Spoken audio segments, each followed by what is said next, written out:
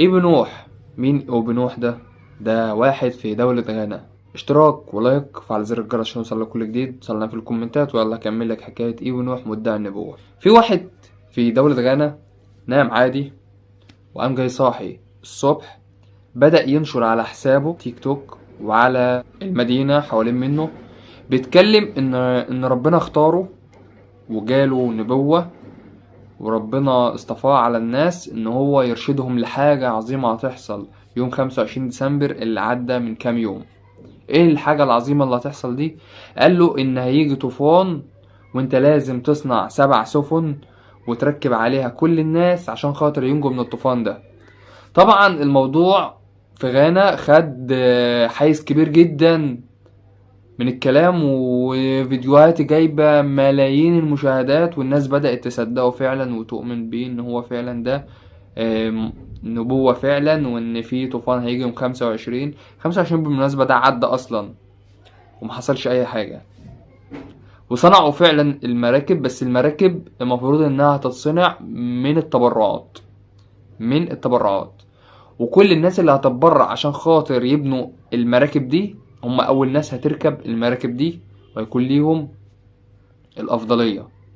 طبعا في ناس باعت بيوتها وباعت كل املاكها عشان خاطر تدي لإيوب نوح الفلوس عشان خاطر يبني المراكب ويخلص فيها، عشان خاطر الوقت كان ضيق ويوم 25 كان قرب يجي 25/12 اللي فات. النهاردة ما حصلش اي حاجة. والاكبر من كده واغرب من كده بيقولك ان لما حيوانات برضو، هو سمى نفسه ابو نوح عشان الطوفان بتاع سيدنا نوح. يعني شوفوا هو اللي عيبها ازاي. فهو بقى هل هو خدع الناس اللي دفعت التبرعات دي وصنع المراكب دي بولا شيء؟ لان مراكب اصلا مراكب اي حاجة، يعني شوية خشب ورسوم على بعض وعملها مركب. يعني ايه المركب دي بقى؟ يعني دي اللي هتلم العالم؟ والشارع الغاني انت الناس بقت رايحه له افواج رايحين له مستنينه عشان يركبوا المركب. انتوا فين يا جماعه العقل؟ مفيش خالص كده للدرجه دي. اي حد هيطلع من ما بينكم هيقول لكم انا مختار من الله هتصدقوه؟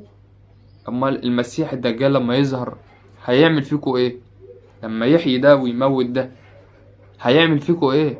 لما طلع لك ابوك وامك من قلب المقابر ويقفهم قدام منك هيسحركوا بقى.